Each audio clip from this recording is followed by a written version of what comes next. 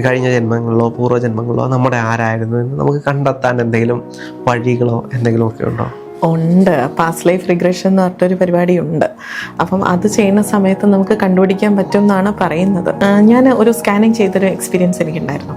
അപ്പോൾ അതിൽ അമ്മയാണ് സ്കാനിങ് മീൻസ് അവരാണ്. അവരെ ഹീൽ ചെയ്യുന്ന സമയത്ത് ഇവർ എൻ്റെ അടുത്ത് പറഞ്ഞിട്ടുണ്ടായിരുന്നു, എൻ്റെ മോൾ എന്നെ എപ്പോഴും വഴക്ക് പറയും, അമ്മ ഇങ്ങനെ ചെയ്യൂ, അമ്മ അങ്ങനെ ചെയ്യൂ, അവളാണ് എന്നെ കൺട്രോൾ ചെയ്യുന്നത്.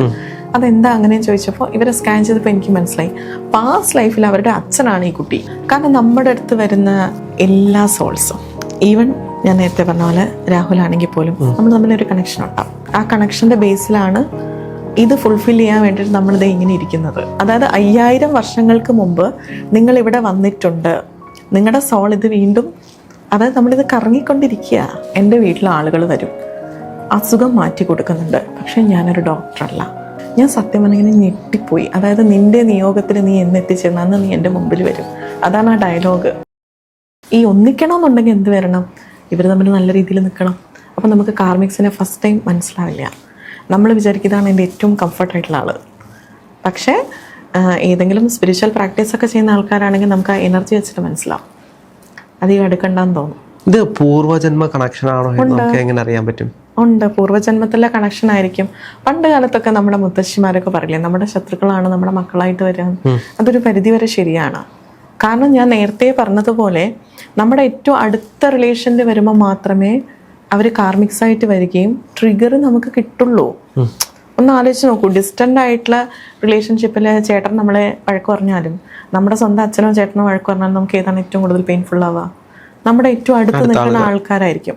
അപ്പോൾ അതിന് വേണ്ടിയിട്ട് ആ കർമ്മ കംപ്ലീറ്റ് ചെയ്യാൻ വേണ്ടിയിട്ട് റീബർത്ത് എടുത്തിട്ട് അവർ വരും എന്നാണ് പറയപ്പെടുന്നത്.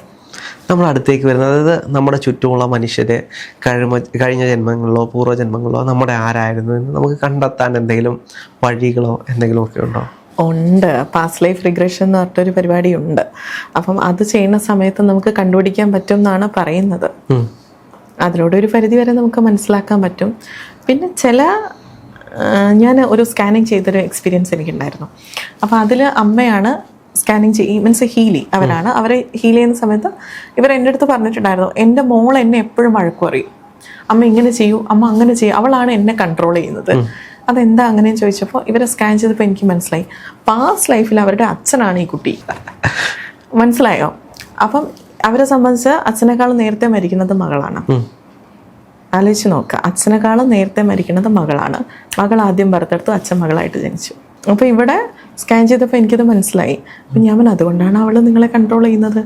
ഇപ്പോഴും അവളാണ് അങ്ങോട്ട് പറയുക, അമ്മ ഇങ്ങനെ ചെയ്യൂ, അമ്മ അങ്ങനെ ചെയ്യൂ എന്ന് അവൾ പറയും.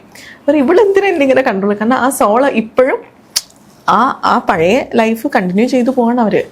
കാരണം നമുക്ക് ചില മനുഷ്യരെയൊക്കെ കാണുമ്പോൾ നമ്മൾ അവരെ അതിനു മുമ്പോട്ട് എവിടെയോ കണ്ടിട്ടുണ്ട് തോന്നും. ഏതോ പൂർവ്വജന്മത്തിൽ നമ്മൾ അവരുമായിട്ട് കണക്റ്റഡ് ആണ്, അല്ലെങ്കിൽ അവരുമായിട്ട് എന്തോ ബന്ധമുണ്ട് എന്ന് നമുക്ക് ചില സമയത്ത് തോന്നിപ്പോവും. അങ്ങനെ എന്തെങ്കിലും ഒരു തോന്നൽ നമുക്ക് ഉണ്ടാവുകയാണെങ്കിൽ അതൊരു പൂർവ്വജന്മ കണക്ഷൻ ആകാമോ? ആണ്. അതോ ആകാതിരിക്കാൻ ചാൻസ് ഉണ്ടോ? ആവാനും ആവാതിരിക്കാനും സാധ്യതയുണ്ട്. പക്ഷെ എന്നാലും ആണെന്ന് വേണം പറയാൻ.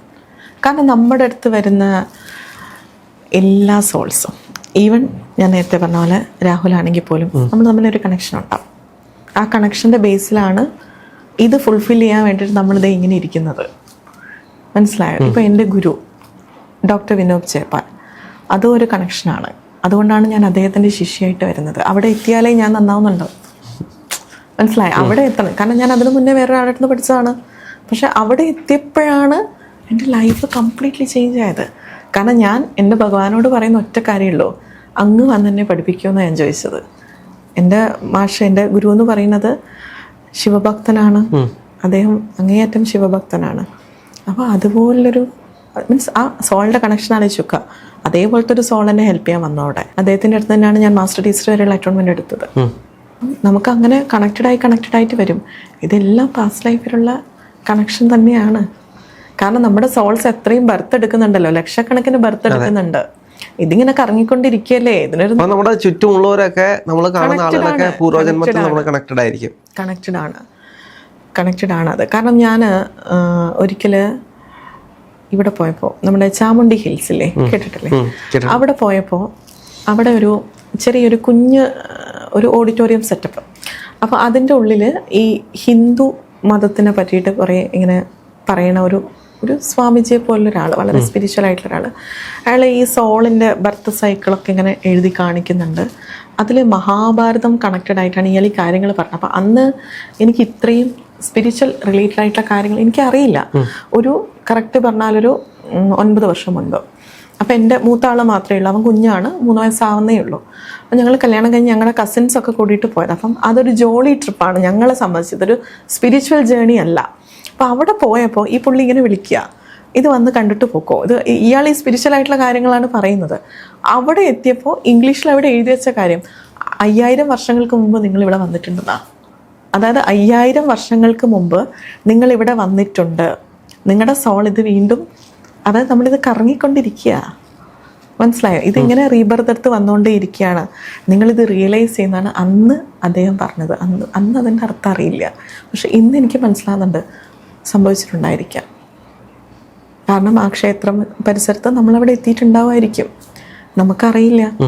അങ്ങനെയുള്ള ഒരുപാട്, പ്രത്യേകിച്ച് റേക്കിയിലേക്ക് വന്നതിന് ശേഷം ഒരുപാട് ഇങ്ങനെയുള്ള സ്പിരിച്വൽ ആയിട്ടുള്ള കാര്യങ്ങൾ ഞാനുമായിട്ട് കണക്റ്റഡ് ആണ്. വിചാരിക്കാണ്ട് അപ്രതീക്ഷിതമായിട്ട് സംഭവിക്കും, പിന്നെയാണ് നമുക്കത് കറക്റ്റാണ്. ഇത് അങ്ങനെ അത്ഭുതപ്പെടുത്തി എന്തെങ്കിലും ഉണ്ടോ?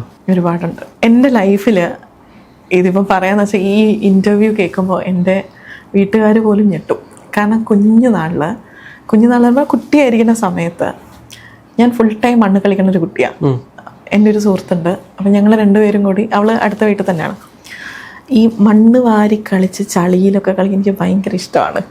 അപ്പം അങ്ങനെ കളിക്കുന്ന സമയത്ത് പണ്ടത്തെ ഈ ഹോർലിക്സിൻ്റെ കുപ്പി എന്ന് പറഞ്ഞാൽ ചില്ലിൻ്റെ കുപ്പി തന്നെയാണ്, കുപ്പിച്ചില്ലിൻ്റെ ആണ്. ഇപ്പോഴാണത് പ്ലാസ്റ്റിക് ബോട്ടിലൊക്കെ.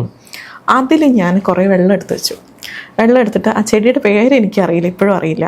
ഈ ചെടിയെടുത്ത് ഞാനിതിൽ മാക്സിമം ആഴത്തിൽ വെച്ചിട്ട് മൂടിയിട്ട് സൂക്ഷിച്ചു വെച്ചു. എന്തിനാ വെച്ചതെന്ന് പോലും എനിക്കറിയില്ല. ഒരു 3 ദിവസം കഴിഞ്ഞ് ഇത് ഓപ്പൺ ആക്കിയപ്പോൾ ആ മൂടി എടുത്തപ്പോൾ ഞാൻ കണ്ട കംപ്ലീറ്റ് ജെല്ലായിട്ടാണുള്ളത്. അത് ഏതാ ചെടി ഇപ്പോഴും എനിക്കറിയാം, പേരറിയില്ല. കംപ്ലീറ്റ് ഇങ്ങനെ ജെല്ലായിട്ടാണ് കിടക്കുന്നത്. ഇതെടുത്തിട്ട് അന്ന് ഞാൻ പറഞ്ഞ ഡയലോഗ് എനിക്ക് ഇപ്പോഴും ഓർമ്മയില്ല. എനിക്കൊന്ന് ഞാൻ 6ലോ 7ലോ കണ്ടാ പഠിക്കണേ. ഞാനിത് എടുത്തിട്ട് ഇങ്ങനെ പറയുന്നുണ്ട്, ഞാൻ ഒരുപാട് ആൾക്കാരുടെ അസുഖം മാറ്റും. ഇത് ഈ സാധനം കൈപ്പിടിച്ചിട്ടാണ് ഞാൻ പറയുന്നത്. ഞാൻ ഒരുപാട് ആൾക്കാരുടെ അസുഖം മാറ്റും, എനിക്ക് ഉറപ്പാന്നൊക്കെ പറഞ്ഞ് ഞാനത് വിട്ടു. പക്ഷെ അത് കഴിഞ്ഞ് 21ാമത്തെ വയസ്സിലാണ് എൻ്റെ കല്യാണം കഴിയുന്നത്. എനിക്ക് കറക്റ്റ് അറിയായിരുന്നു ഞാൻ 21ാമത്തെ വയസ്സിൽ കല്യാണം കഴിയും, 22ാമത്തെ വയസ്സിൽ ഒരു ആൺകുഞ്ഞിന് ഞാൻ ജന്മം നൽകും, 28ാമത്തെ വയസ്സിൽ രണ്ടാമതും എനിക്കൊരു ആൺകുട്ടി ജനിക്കും. ഇതൊക്കെ കറക്റ്റാണ്. ഇത് നേരത്തെ അറിയായിരുന്നു? ഇത് നേരത്തെ എനിക്ക് അറിയായിരുന്നു. അതെങ്ങനെ? എനിക്കറിഞ്ഞൂടാ. ഇതെനിക്ക് നേരത്തെ ഉള്ളിൽ ഇങ്ങനെ വരിക. അതേപോലെ വേറൊരു കാര്യമാണ്, 32ാമത്തെ വയസ്സിൽ ഞാൻ വീടെടുത്ത് മാറും. അതും സംഭവിച്ചു. എൻ്റെ വീട്ടിലെ ആളുകൾ വരും, അസുഖം മാറ്റി കൊടുക്കുന്നുണ്ട്, പക്ഷേ ഞാനൊരു ഡോക്ടറല്ല. സംഭവം സത്യമാണ്, ഞാനൊരു ഡോക്ടറല്ല. പക്ഷെ ഇന്ന് എന്നെ തേടിയിട്ട് ഒരുപാട് ആളുകൾ വരും. ഇത് ആരെങ്കിലും പറഞ്ഞാണോ അതോ സ്വന്തമായി എനിക്ക് തോന്നിയ സംഭവമാണ് ഇത്. പക്ഷേ എൻ്റെ അമ്മയ്ക്ക് പോലും അറിയില്ല. ഇതിപ്പോൾ ഈ ഇൻ്റർവ്യൂ കാണുമ്പോഴായിരിക്കും ഇവർ ഞെട്ടുക. ഇതെനിക്ക് നേരത്തെ അറിയായിരുന്നു. പക്ഷേ ഇപ്പം അടുത്ത് ഞാൻ എൻ്റെ ഹസ്ബൻഡിനോട് ഇങ്ങനെ സംസാരിച്ചിട്ടുണ്ട്, 33ാമത്തെ വയസ്സിൽ വലിയൊരു ടേണിങ് എൻ്റെ ലൈഫിൽ ഉണ്ടാവും, എനിക്കറിയാം ഇതെന്താ സംഭവിക്കാൻ പോണേന്ന്. 33ാമത്തെ വയസ്സിലാണ് ഞാൻ റേക്കിയുടെ മാസ്റ്റർ ടീച്ചർ ആവുന്നത്. ഞാൻ അത്യാവശ്യം ഭക്തിയുള്ള കൂട്ടത്തിലാണ്. അപ്പം ഞാൻ പ്രാർത്ഥിക്കുന്നത് ശിവൻ, ഭഗവതി, ഗുളികൻ, കുട്ടിച്ചാത്തൻ, ഇതൊക്കെയാണ് എൻ്റെ ഫേവറേറ്റ് ആയിട്ടുള്ള ആളുകൾ, ശക്തികൾ, എൻ്റെ ബലം എന്ന് വേണമെങ്കിൽ പറയാം. കുട്ടിക്കാലം തൊട്ടേ ഞങ്ങൾ ഗുളികൻ്റെ അടുത്ത് പോയി പ്രാർത്ഥിക്കുകയും അങ്ങനത്തെ ഒരു കൾച്ചർ അങ്ങനെ വന്നതാണ്. അപ്പം വളരെ യാദൃശ്ചികമായിട്ട് ഞങ്ങളുടെ വടകര എന്ന് പറഞ്ഞ സ്ഥലത്ത് കല്ലേരി എന്ന് പറഞ്ഞൊരു ശാസ്ത്രപന്റെ ക്ഷേത്രമുണ്ട്, കേട്ടിട്ടുണ്ടാവും. അവിടെ കെട്ടിയാടി വരുന്ന തെയ്യം കെട്ടിയാടി വരും. അപ്പം അവിടെ പോയിട്ട് ഞാനിങ്ങനെ പ്രാർത്ഥിച്ചപ്പോൾ എനിക്ക് ആ സമയത്ത് ഒരു ജോലി ഉണ്ടായിരുന്നു.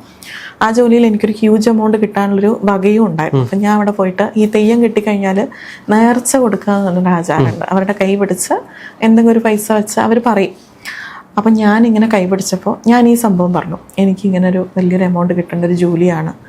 അപ്പോൾ എൻ്റെ അടുത്ത് തിരിച്ച് പറഞ്ഞു, നിൻ്റെ നിയോഗത്തിൽ ഞാൻ എത്തിക്കും, ഇതൊന്നുമല്ല, നിൻ്റെ നിയോഗത്തിൽ ഞാൻ എത്തിക്കും, അന്ന് നീ എൻ്റെ മുമ്പിൽ വരും.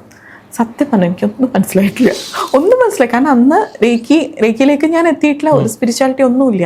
ഞാൻ മാസ്റ്റർ ടീച്ചർ അറ്റോൺമെൻറ്റ് എടുത്ത സമയത്ത് യാദൃശ്ചികമായിട്ട് എൻ്റെ ഞാൻ കാറിൽ പോകണം, ഡ്രൈവർ ഞങ്ങളോട് പറയുക പോലും ചെയ്യുന്നില്ല, ഇവിടെ വളരെ പ്രശസ്തമായൊരു ക്ഷേത്രമുണ്ട്, കാണാൻ ഭയങ്കര ഭംഗിയാണ്, നിങ്ങൾ അവിടെ ഒന്ന് പോയിക്കോളൂ, ഞാൻ അവിടെയും കൂടെ ഇറക്കിത്തരാമെന്ന് പറഞ്ഞിട്ട് ഞാൻ ചോറ്റാനിക്കരയിൽ പോയി.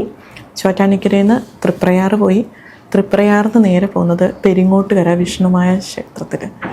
അവിടെയുള്ളതും വിഷ്ണുമായ, ഇവിടെയുള്ളതും വിഷ്ണുമായ.